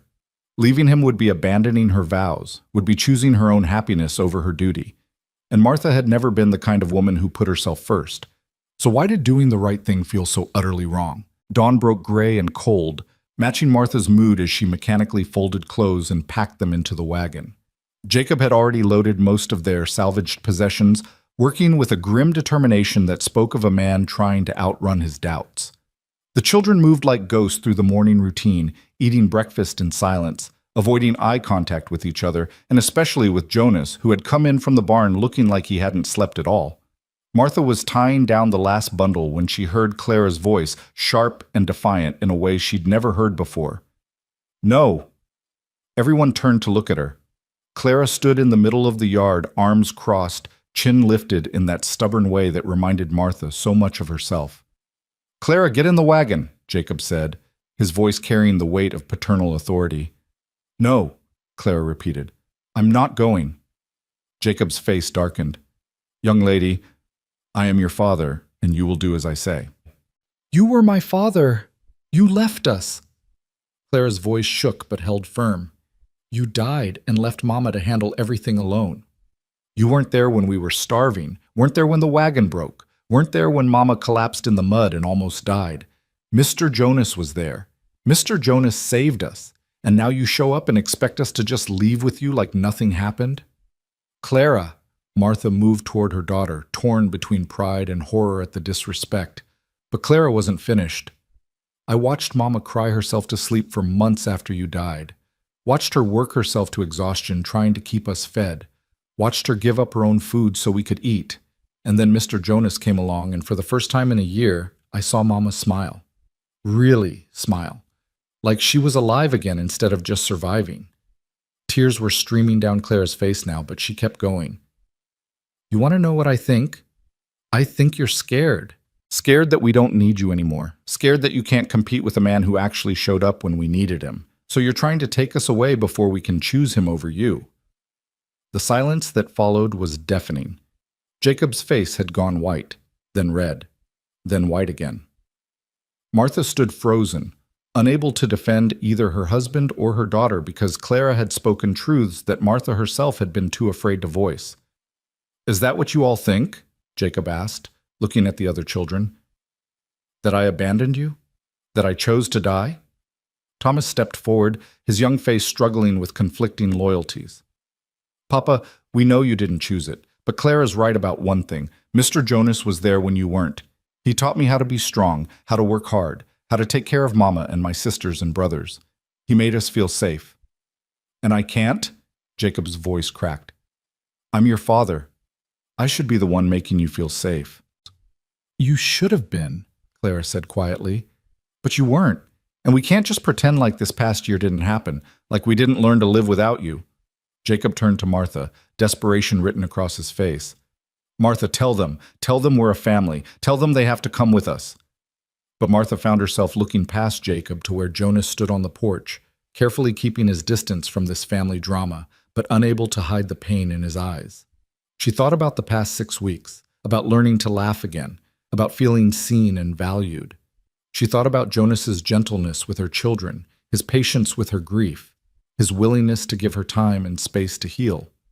And she thought about Jacob, the Jacob she'd married, the Jacob who had worked himself to death trying to provide for them, the Jacob who had spent a year searching for them, driven by love and duty and determination. That Jacob deserved her loyalty, deserved her respect. But was that enough? Jacob, Martha said slowly, I think we need to talk, really talk. Without the children listening, without rushing to leave. We need to figure out what we're really doing here. What's there to figure out? You're my wife. They're my children. We belong together. Do we? The question slipped out before Martha could stop it, and she saw Jacob flinch as if she'd slapped him. I'm sorry, but I have to ask. Do we really belong together anymore? Or are we just trying to resurrect something that died along with the man I buried? I'm standing right here, Martha. I'm alive. I came back for you. But who did you come back for? The woman I was a year ago? Because, Jacob, that woman doesn't exist anymore. She died in that mud alongside you. The woman standing here now, she's someone different. Someone who learned she was stronger than she thought. Someone who learned she deserved more than just surviving. Jonas moved then, stepping off the porch. This is between you and your husband. I should go. No. Martha's voice was firm. No, you should stay, because this involves you too, whether we want to acknowledge it or not. Jacob's jaw tightened. So it's true then. You do have feelings for him. Yes. Martha felt the word leave her lips like a confession and a declaration at once. Yes, I have feelings for Jonas. I didn't plan for it to happen, didn't want it to happen, but it did, and I'm tired of pretending otherwise. She turned to face Jonas fully. I'm tired of pretending that these past 6 weeks haven't been some of the happiest of my life, that waking up in your cabin hasn't felt more like home than anywhere I've been in years, that watching you with my children hasn't made me feel things I thought were dead and buried. Jonas's eyes were bright with emotion. Martha. But I'm also tired of pretending that my marriage to Jacob was something it wasn't. We were partners, Jacob and I. Good partners who raised children and worked the land and built a life together. But we were never in love, not really. We were two people who needed each other and made the best of it. Jacob looked like she'd gutted him. That's not true. I loved you. You loved what I represented. Security, partnership, a mother for children you wanted to have. And I loved you too, in my way. But Jacob, be honest with yourself. If you'd had a choice, if I hadn't been pregnant and desperate, would you have chosen me? Would I have been the woman you dreamed about? The silence stretched out, and Martha had her answer in Jacob's inability to respond. I thought so, she said softly. And that's okay. We built something good from necessity. But Jacob, You can't come back from the dead and expect everything to be the same. You can't expect me to be the same woman, to want the same life. So what are you saying? Jacob's voice was barely above a whisper. You're choosing him over me? Martha looked at her children, 7 pairs of eyes watching her, waiting to see what she would decide. She thought about duty and desire, about what she owed the past and what she owed the future. She thought about being the kind of woman who always put others first, and the kind of woman who recognized that sometimes putting yourself first was the only way to truly take care of those you loved. I'm saying I need you to tell me the truth, the real truth. Did you spend this past year searching for us because you loved us, or because you felt like you'd failed us and needed to prove something to yourself? Jacob's face twisted with anguish. Does it matter? Yes, it matters more than anything. He was quiet for a long moment, struggling with something internal. When he finally spoke, his voice was raw with honesty. Both. I searched for you because I loved you, because you were my family, but also because I couldn't stand the thought of dying a failure.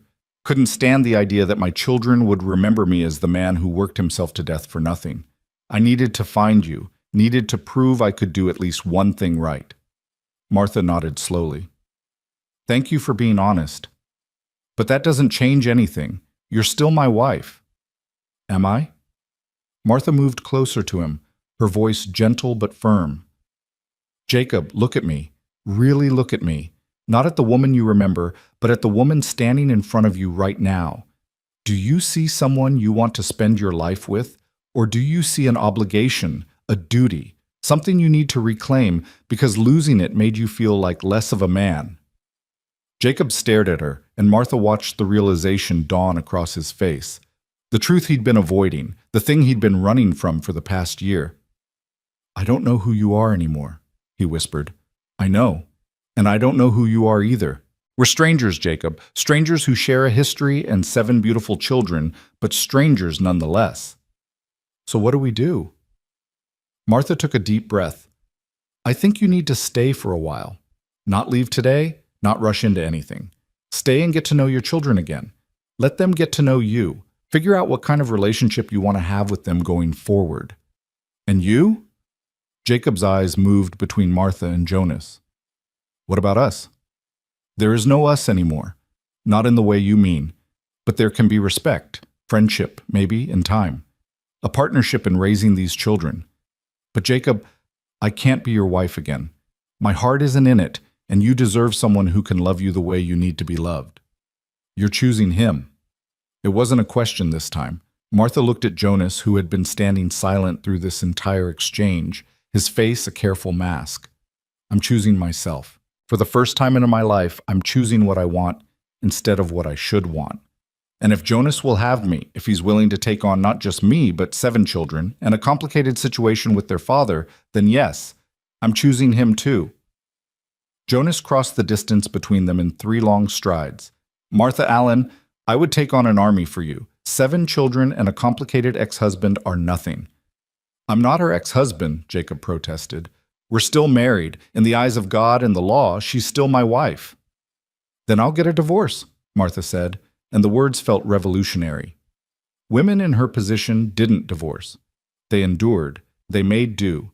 They sacrificed their happiness for propriety and duty. But Martha was done sacrificing. It might take time, might cause scandal, but I'll do it. Because staying in a marriage that's dead is worse than being alone. You won't be alone, Jonas said, taking her hand. You'll never be alone again.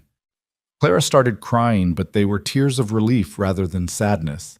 She rushed to her mother and wrapped her arms around her waist. You mean it, Mama. We can stay. If that's what you all want. But your father has rights too. We'll need to figure out how to share you, how to make sure you have relationships with both of us. Thomas looked at Jacob, his young face serious. Papa, I want to know you. Want to spend time with you and learn from you, but I want Mr. Jonas too. Can't we have both? Jacob looked at his son, at all his children, and something in him seemed to break and heal at the same time. I suppose I don't have much choice, do I? It's either share you or lose you completely. You won't lose us, Martha said gently, but you might have to redefine what being a father means. It doesn't mean owning us or controlling us. It means being present, being supportive, being willing to put our needs before your pride. Jacob sank down onto the wagon's tailgate, looking defeated. This isn't how I imagined it. Spent a year picturing our reunion, and it looked nothing like this. Life rarely looks like we imagine it, Jonas said, speaking to Jacob directly for the first time. Believe me, I know, but sometimes the life we end up with is better than the one we planned. Easy for you to say. You're getting everything you want. Am I? Jonas's voice was quiet. I'm getting the woman I love, yes, but I'm also getting 7 children who will always have divided loyalties. A situation that will probably cause talk and judgment in town. The knowledge that I'm part of breaking apart a family, even if that family was already broken. That's not easy, Jacob. That's complicated and messy and hard. But you're still choosing it. I'm choosing Martha. The rest comes with the territory. Jonas looked at the other man with something that might have been sympathy. Look, I'm not going to pretend to understand what you've been through. Waking up from death, searching for your family for a year, finding them but not being able to have them back the way you want. That's got to be hell. And I'm sorry for that, truly. But punishing Martha and those children for moving on isn't going to heal whatever's broken inside you. Jacob was quiet for a long time, staring at the ground. When he finally looked up, there was resignation in his eyes. What do you suggest? Stay for a few weeks. Build the children's trust again. Let them see that you're steady, that you're going to be there for them. And then, when you're ready, find a place nearby. Close enough that the children can see you regularly, far enough that we all have space to figure out what this new arrangement looks like. You want me to be neighbors with my ex-wife and her new husband? Jacob's laugh was bitter. I want what's best for those 7 children. And what's best for them is having both their parents in their lives. Not at war, not competing, but working together. Martha squeezed Jonas's hand, grateful for his wisdom. He's right, Jacob. The children need both of us. And maybe, in time, we can build something new. Not a marriage, but a family of a different sort. One where everyone has a place. Emma, who had been watching all of this with wide, confused eyes, suddenly spoke up. Can I have 2 papas? The question hung in the air, innocent and profound. Martha looked at Emma, then at Jacob, then at Jonas. I think, Martha said slowly, that yes, you can. Papa Jacob will always be your papa, but maybe Mr. Jonas can be your papa too, in a different way, if that's all right with everyone. Emma seemed satisfied with this answer and went back to playing with a stick she'd found. But the question had opened something up, had given permission for a possibility that none of the adults had been willing to voice. I need time, Jacob said finally. Time to process all of this. Time to figure out who I am now, if I'm not your husband and their primary father. Take all the time you need, Martha said. We're not going anywhere. The next few days were awkward and tense, with Jacob sleeping in the barn alongside Jonas, the 2 men circling each other like wary dogs. But slowly, gradually, things started to shift. Jacob spent time with each of the children individually, learning who they'd become in his absence. He taught Matthew how to fish in the creek behind the cabin. He helped Rebecca with her sums. He rocked Emma to sleep, singing the same lullabies he'd sung when she was a baby. And he watched Jonas with Martha, watched the way they moved around each other with an ease that spoke of genuine partnership. Watched Jonas defer to Martha's judgment about the children. Watched Martha smile at Jonas with a warmth she'd never shown Jacob, and slowly began to understand that what they had was something he and Martha had never achieved. One evening, about a week after his arrival, Jacob found Martha alone in the garden. Jonas had taken the children to town for supplies, giving Jacob and Martha some rare private time. I've been doing a lot of thinking, Jacob said, kneeling down to help her weed between the rows of vegetables. About us. About what you said. And you were right. I was holding on to an idea of what we were supposed to be rather than seeing what we actually were. Martha sat back on her heels. I never meant to hurt you, Jacob. I know. And I'm beginning to see that me holding on so tight was hurting everyone, including me. This past week, watching you and Jonas together, watching how he is with the kids, it's shown me what a real partnership looks like. And it's made me realize that you and we were good partners in our way. But we were never that. No, Martha agreed softly. We never were. Jacob pulled a weed, examined it, tossed it aside. I'm going to accept Jonas's offer. Going to find a place nearby, stay close to the children. But Martha, I need you to promise me something. What's that? Promise me you'll be happy, that you won't feel guilty about choosing joy. Because if my death, my almost death, whatever you want to call it, if it gave you a chance at real happiness, then maybe it wasn't all bad. Maybe something good came from all the pain. Martha's eyes filled with tears. Thank you, Jacob. That means more than you know. And Jonas, he's a good man. He'll take care of you and the children. He already does. Jacob stood up, brushed dirt from his pants. I'm going to head into town tomorrow, see about finding some work, a place to live. But I'll be back every weekend if that's all right. Want to be a real presence in the children's lives, even if it's not the way I imagined. They'd like that. We all would. That night at supper, Jacob made an announcement. I've decided to stay in the area, going to find a place of my own, close enough to see you kids regular-like. But your mama and Mr. Jonas, they're going to be your main family. And I want you to know I'm all right with that. More than all right. Thomas looked between his father and Jonas. Really, Papa? You're not angry anymore? Oh, I'm still working through some things, but I'm not angry at you kids, and I'm learning not to be angry at your mama either. Sometimes life doesn't turn out the way we plan, and we have to be flexible enough to bend instead of breaking. Clara smiled, really smiled, for the first time since Jacob had arrived. That's very wise, Papa. Well, I've had some time to think. Jacob raised his cup in a toast. To new beginnings, to figuring things out as we go, and to family in whatever form it takes. They all raised their cups, water for the children, coffee for the adults, and drank to the uncertain future ahead. Jacob left the next morning, and the cabin felt different without the weight of his presence. Lighter somehow, as if they'd all been holding their breath and could finally exhale. Jonas moved his things back inside, and that night, for the first time, he and Martha sat together on the porch as the sun set, just the two of them. Are you sure about this? Martha asked, her hand in his, about taking on all of this chaos? I've never been more sure of anything in my life. Jonas brought her hand to his lips and kissed her knuckles. Martha Allen, I love you. I love your strength and your stubbornness and the way you always put your children first. I love how you've brought life back into this cabin, into my heart, and I want to spend whatever time God gives us building a life together. I love you too, Martha said, and saying the words out loud felt like opening a window after years of breathing stale air. I love you, and I want that life. Want to wake up beside you every morning, want to watch you teach my children, want to grow old with you right here on this porch. Jonas pulled her close, and Martha rested her head on his shoulder, feeling more at peace than she had in years. The stars were coming out, bright and infinite, and somewhere in the distance, an owl called out to its mate. Mama, Claire's voice came from the doorway. Is it really okay? You and Mr. Jonas? Martha looked up at her daughter, at the hope and uncertainty in her young face. Come here, sweetheart. Clara sat down on Martha's other side, and Jonas wrapped his arm around both of them. One by one, the other children filtered out, drawn by some instinct that told them this was a moment they should be part of. Soon they were all crowded onto the porch. 7 children, 1 mother, and the man who had saved them all in more ways than one. Is Mr. Jonas going to be our new papa? Elizabeth asked.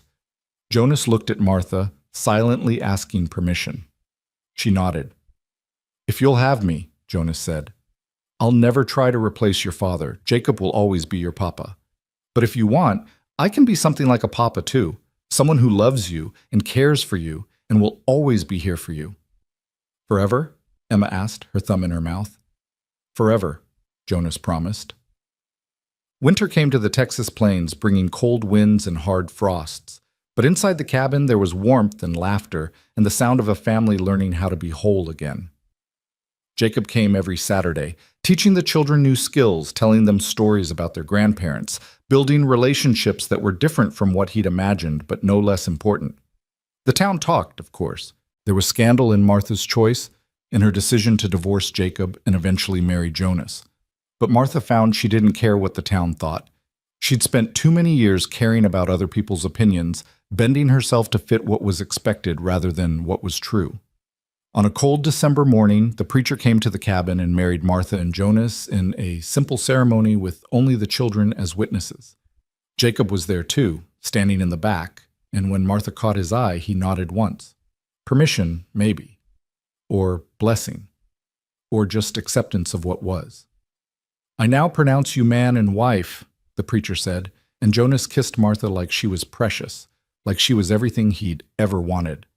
The children cheered and Emma threw dried flower petals in the air, and for a moment everything was perfect. That evening, after the children were asleep, Jonas and Martha stood at the window looking out at the stars. "Are you happy?" Jonas asked. Martha thought about the question, about everything that had led her to this moment. The loss and the grief, the storm that had nearly killed her, the man who had saved her life and stolen her heart. She thought about Jacob and the life they'd built together, and the new life she was building with Jonas. She thought about her 7 children, sleeping peacefully in a home that was finally, truly theirs. "Yes," she said simply, "I'm happy. For the first time in longer than I can remember, I'm genuinely, completely happy." Jonas pulled her close, and Martha melted into his embrace. "Love isn't a fire that burns fast," she said, remembering a conversation from months ago. "It's what keeps you warm when the storm's long gone." "Is that what this is?" Jonas asked. "The kind of love that lasts?" Martha looked up at him, at this man who had given her everything without asking for anything in return. "Yes, I think it is."